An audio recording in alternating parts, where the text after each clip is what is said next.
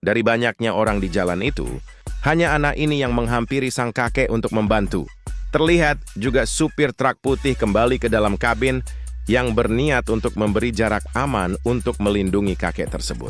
Sang anak itu langsung ambil alih gerobak, juga memberi kakek itu tongkat, dan menuntunnya ke sisi luar jalan agar bisa berjalan lebih aman.